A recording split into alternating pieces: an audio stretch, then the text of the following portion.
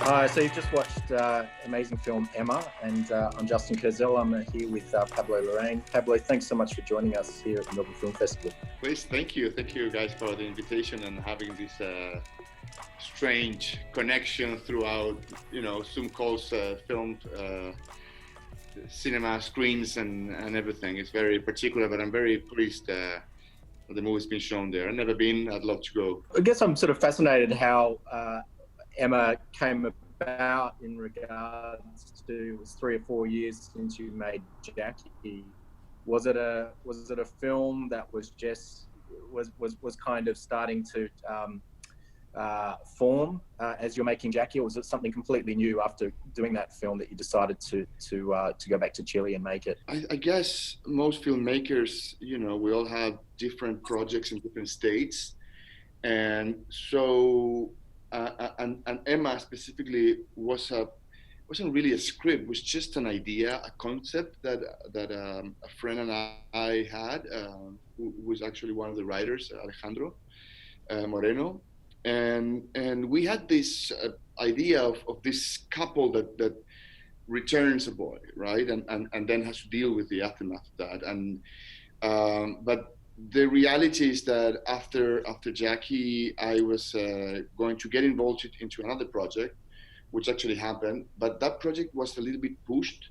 So I had time, I had a window of time, wasn't very long. So we decided to go and make this movie in the same way and fashion that we did another movie I did before that's called The Club, which is basically a movie that we wrote while we shot it. So that was how Emma was made. Emma was, we had an outline before we started shooting. And then during the process of shooting, we were writing the dialogues overnight.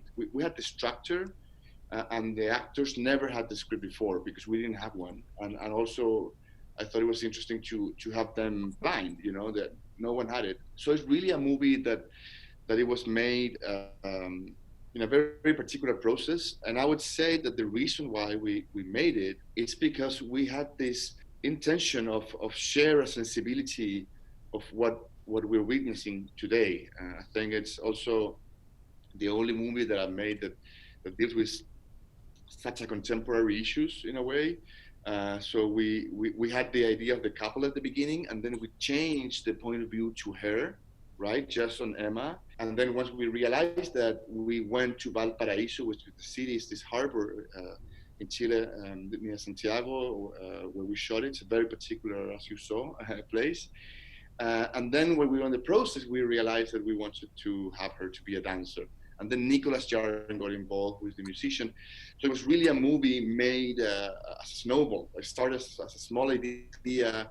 And then my brother was able to finance the movie, and then was like, why don't we do it? Let's do it now. And then we just start calling the actors, and we put it together. But it was a very particular process. It feels extremely spontaneous, even in the performances. There's this sort of tension in those performances where you don't quite know what's coming next. And it's really interesting that process somehow kind of is feeding through in the kind of drama and the tension of the actors and their approach. So I'm sort of fascinated in that, how much information they're given about the character and how comfortable you are with giving them less information. Like, what do they sort of hang on in those kind of early forms? Very interesting question. Yeah, it's very particular for the actors. They're obviously not used to it.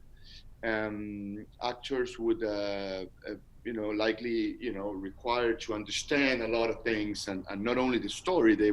Some of them, depending on how they work, but some of them would require a lot of information about the families, the background, the backstory, where does it ends, why he's making this determination, this decision here and there. So it is usually a process where the actors are full with information and emotional information, and in this case, I just empty them, and it was very hard for them at the beginning, and then at some point I believed it was more for them, but I saw them sort of being surrendered by the system, for the approach that I invite them. So yeah, so I gave them. They never had anything on paper. I just gave them talking, just verbally, explained them what was the scope of the story. I didn't know exactly what was the very ending was going to look like. We actually shot 3 endings.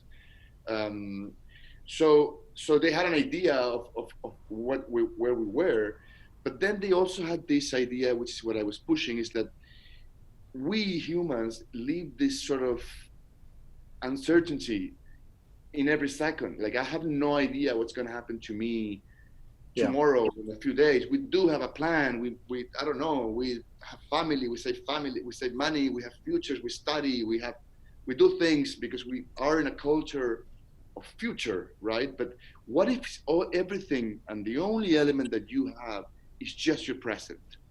So that was the command. So at the beginning it was hard for them, but then they got used to it. So it was they would get the scenes, the dialogue, the night before or in the morning. They were in the makeup chair, and they would giving the scene. So they would have to memorize it, which is for a professional actor, it's not hard, like none of them had a problem. But it was like the emotional impact. So what it would happen is like usually what you do, and in a movie, you usually build the process of how the actor enters the character in a number of takes, right? So you go and the number 1 is not going to work. The number 2, it would have something, and then after 4, 5, 6, and depending on just ask Stanley Kubrick, he did 70, I don't know, hundreds. It would go somewhere. But in my process, usually the first takes aren't the right ones. In this case, the first takes were the ones that they had it. So I had them rehearse with no camera, so they would have the words, and then we would go in there and we were just filming even before the actor would enter the set sometimes. And then we will the clap, the marking, it would usually go by the end of the take and in the tail, not at the beginning. So they were standing there, and I would just push them to talk, and sometimes it created that is someone that is terrified in this sort of logic of present. So, and then in the second, third, 4 days, they just got used to it. And what is so interesting is that by the end, it creates such a pleasure on them that they didn't want to know anything. They just wanted to be there. It's interesting, Pablo, because I mean, it's in all your films, but especially this one, is this incredible intimacy with performance, but you really feel the actors listening to each other, and it's fascinating with this process and how on edge they must have kind of been. You know what, something very interesting this time as well, is that, Mariana, who plays the lead, and Gael, and most of the actors, actually, the people that has to, well, they're all actors, but the professional actors, people that were giving like heavy dialogue, and none of them are dancers, professional dancers. And so at some point, decided to bring that into the characters, especially in Mariana and Emma, because it was going to give another layer, talking about what you were saying, in terms of performance, another layer that is very unusual, because I told this to the actors. It's a funny thing. I was on a party, and I was dancing on a party, and I'm a horrible dancer, and someone taped me, somebody like filmed me with a phone, and then that was shared throughout like friends and like a text message, and they obviously were making fun of me, and it was terrible and it was horrible, but then I saw it and I realized that I saw myself in a way that I've never seen myself in, and I realized that the way that I was dancing was saying something about myself that I could not describe with words or anything. So that's why we decided to bring this into the dance world, who I'm fascinated, I've always been. Invited Jose Luis Vidal, who is a choreographer that has this very large company with a very very big amount of dancers. And then we brought the problem of the reggaeton, which is a whole cultural thing in Latin America, because people listen to it, but it creates also a lot of conflict. in terms of, because it's misogynist, because the words are complicated and they are very respectful sometimes.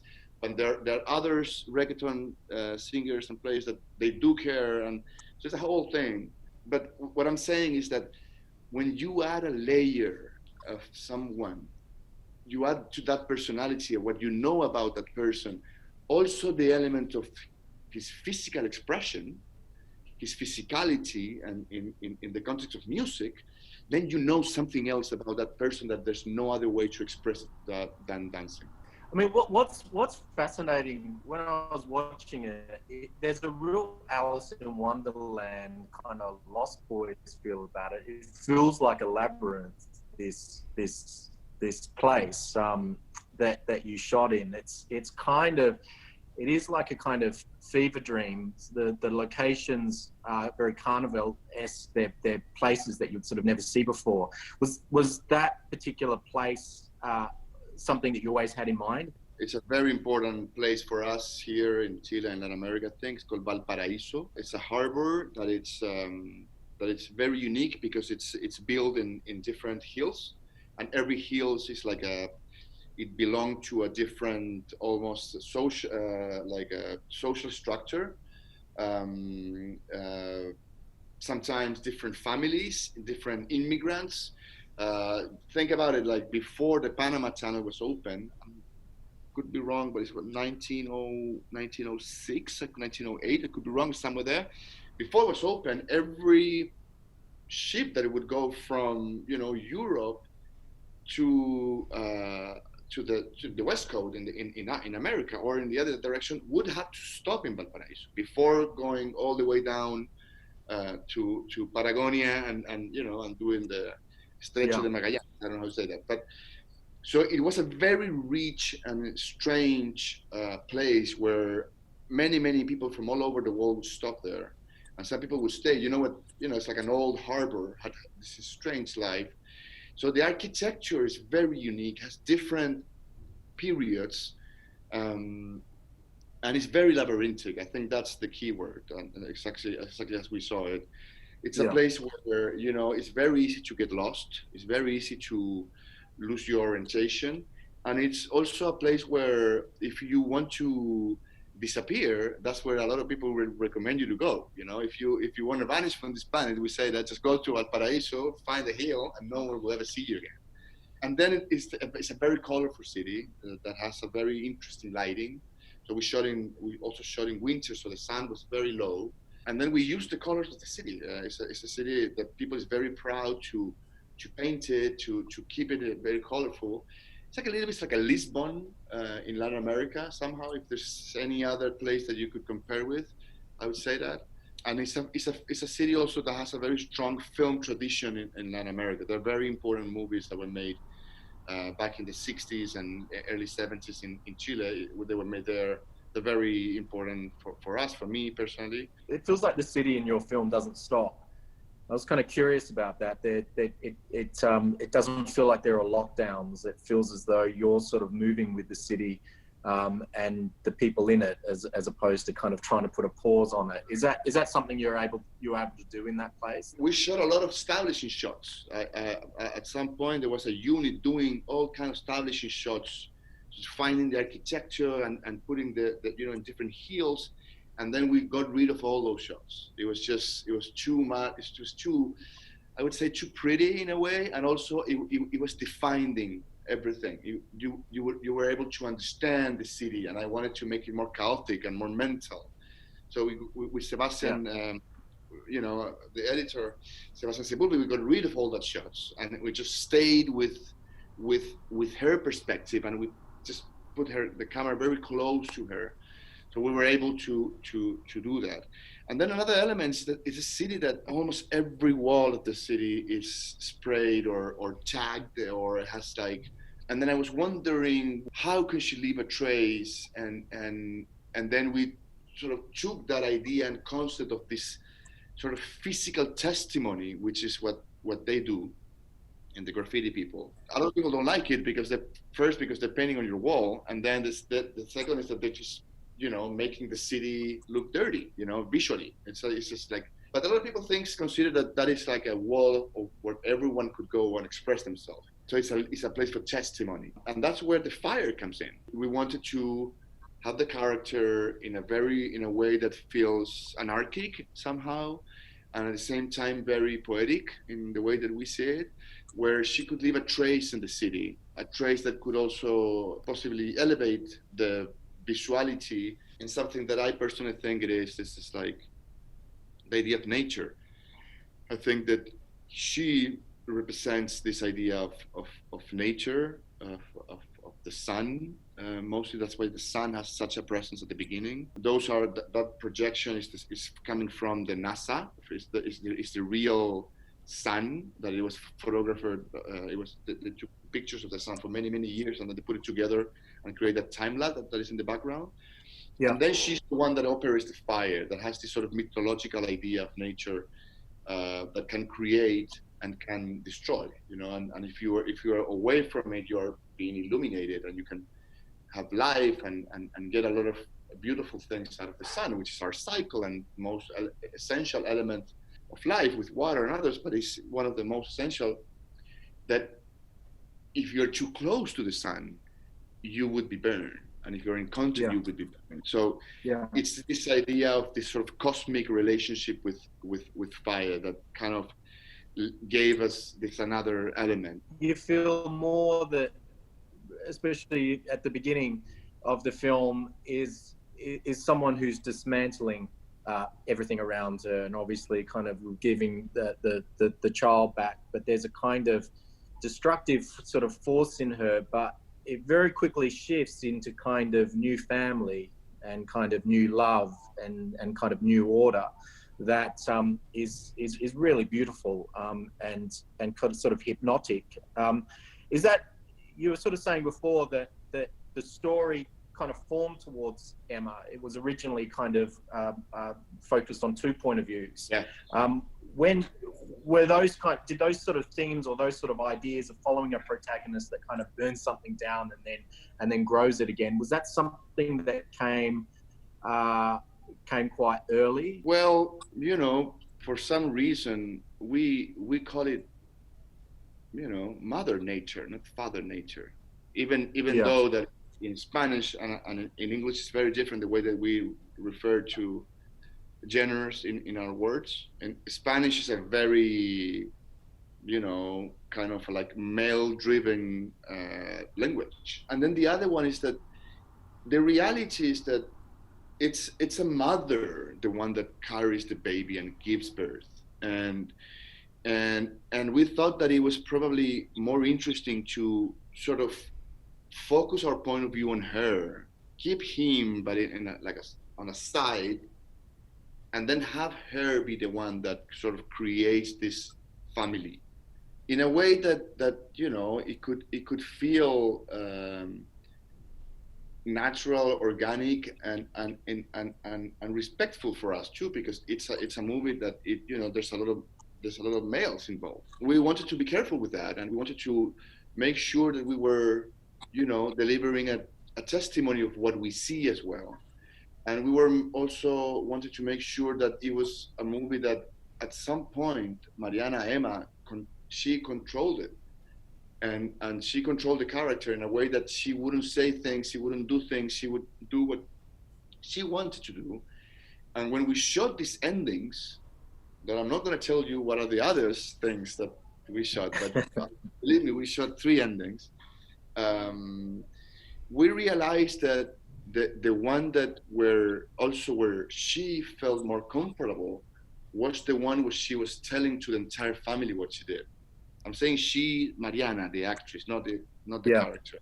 She said, this is something that I need to say, that I need to deliver to everyone so they would understand what I did and why I wanted to do it. So then the question was, what was going to be the reaction from everyone else in that table? And that is where this sort of awkward love relationship crosses everyone. And then right after that, we have the scene where the baby's already there. And they're just looking at each other, and they belong to this family that they are now. And then probably what it interested me a lot too is that after that moment, that there's some, you know, some of them smile, some of them just don't know how to relate to the others.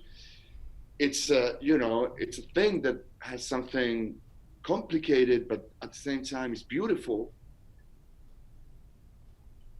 We cut from there, and she's filling the tank again, you know, and she's filling like a big tank of gasoline. Yeah. And we know that she has a flamethrower. And then when we say that, then we're out and we go to black. And then we say to the audience, where's she going? What's next? We just saw a cycle of her life. There's another one just restarting. And then that openness is something that I'm very interested on. I think that's the click for me, where what makes the movie kind of keep moving and stay in motion more than conclude something. Yeah. That I think is not interesting, you know. That ending was always the ending that felt right, or did it change because you have the other two endings? Did you play with those other two endings throughout the edit? What I mean by the ending is the very last two scenes. The other endings was like basically tearing that family apart. It was just to put them together. That idea, put them all together and create this family. And then the very last shot, it was actually not really intended to be there. It was just, we shot it because it was good to have her filling the tank. And then we just put it by the very end. But don't tell this to anyone, please, audience. Sometimes it happens in filmmaking. There's something that, and then we had that shot, and then we just one day we went in the editing room and said, why don't you put it by the end? And we put it by the end, and it was a huge discovery. And connecting with your very first question about how this movie came to life, and how some movies, as we were talking, are designed over the very long period of time, and you write, and then you look for the money, and then you talk to the actors, and there's a production designer, there's a whole operation. This movie had the same, but it was just written and shot in a very short period of time. So when that happens, many things are changing during the process, and you get to understand what is the movie is really when you finished the movie. And the process is so interesting because of that. It's just like day by day, you know, when sometimes you get to understand what you're doing by the end of the day or by the end of your life. So whether it's the right answer, this movie was understood by the very end of the process, when we were able to put that shot at the end, and we were able to decide at the ending of this movie what this family being together.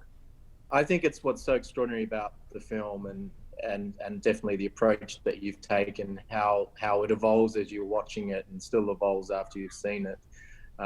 It's been fascinating talking to you, Pablo, and congratulations on the film, and I wish you all the very best.